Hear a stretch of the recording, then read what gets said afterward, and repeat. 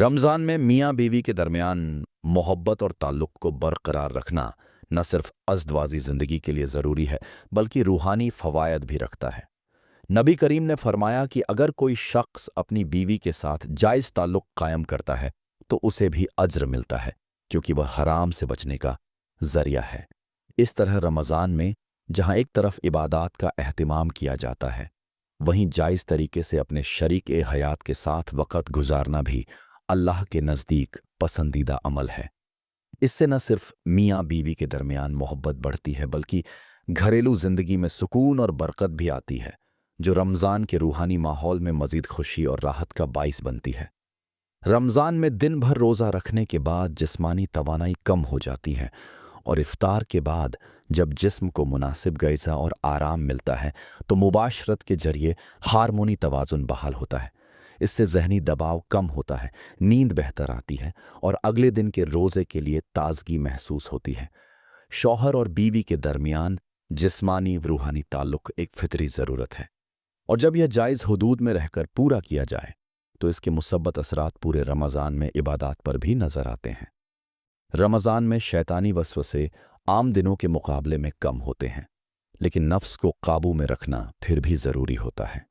जो लोग शादीशुदा हैं उनके लिए हलाल तरीके से अपने जज्बात की तकमील करना न सिर्फ उन्हें गलत ख़यालात से बचाता है बल्कि उनके दिल को पाकीज़ा भी रखता है। मुबाशरत के बाद जिस्मानी सुकून के साथ साथ रूहानी तहारत भी हासिल होती है, और यही रमज़ान का असल मकसद है कि इंसान को अंदरूनी और बाहरी तौर पर पाक किया जाए। अलबत्ता चंद एहतियाती तदाबीर का ख्याल रखना ज़रूरी है।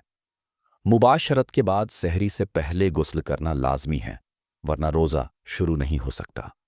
एतिकाफ़ में बैठे हुए शख्स के लिए मुबाशरत जायज़ नहीं, क्योंकि एतिकाफ़ का मकसद दुनियावी उमूर से कटकर अल्लाह की इबादत में मसरूफ़ होना होता है। बेहतर यह है कि मगरिब के बाद खाने पीने और दीगर ज़रूरियात पूरी करने के बाद मुबाशरत की जाए, ताकि जिस्मानी कमज़ोरी महसूस न हो। ये सब कुछ अगर अल्लाह की इजाज़त के तहत शरई हुदूद में रहकर किया जाए तो बाइस ए अज़्र व बरकत है, और रमज़ान की इबादात में मज़ीद दिलचस्पी और इखलास पैदा करने का ज़रिया भी बनता है। रमज़ानुल मुबारक में मियाँ बीवी के दरमियान ताल्लुक़ात के हवाले से इस्लाम ने वाज़ेह अहकाम दिए हैं। रोज़े के औक़ात में यानी सहरी से लेकर मगरिब तक मुबाशरत ममनुआ है, लेकिन इफ्तार के बाद सहरी से पहले यह बिल्कुल जायज़ है। अगर कोई शख्स रोज़े की हालत में ऐसा करे तो उस पर सख्त कफ़ारा लाजिम आता है, जो या तो मुसलसल 60 रोज़े रखने या 60 मिस्कीनों को खाना खिलाने की सूरत में अदा करना पड़ता है। ताहम अगर कोई मियाँ बीवी इफ्तार के बाद एक दूसरे के करीब आते हैं तो यह न सिर्फ जायज़ है बल्कि उनके दरमियान मोहब्बत और क़ुर्बत में इजाफ़े का ज़रिया भी बनता है।